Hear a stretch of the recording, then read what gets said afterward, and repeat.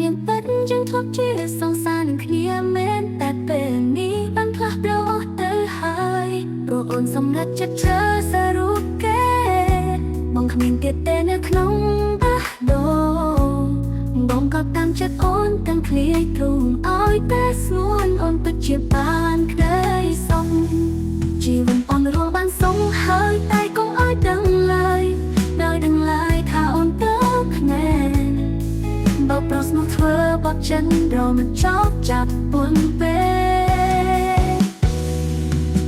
បងនឹងគេច្បាស់ជាមានរឿងធំអូហូជីវិតបងអូនកុំខ្វល់ឡើយសុំតែក្រាំងក្រោយអូនហូរបានសុខទៅជីវិតបរោះអ្នកនេះឈឺចាប់មិនស្លាប់ទេបើ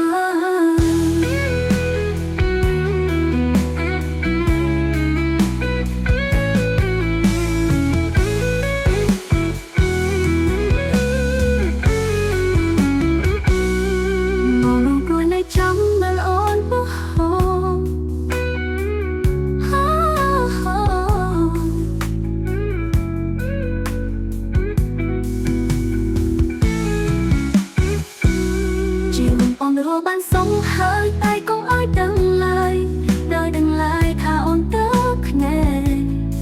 បើប្រុសមកធ្វើបទចិនរមិនចប់ចាប់ពុនពេបងនឹងគេច្បាស់ជាមានរឿងខំអូហូជីវិតបងអូនកុំខ្វល់ឡើយសុំតែក្រាំងក្រោយអូនហូរបានសុខទៅជីវិតបរោះអ្នកនេះឈឺចាប់មិនស្លាប់ទេបើបរោះ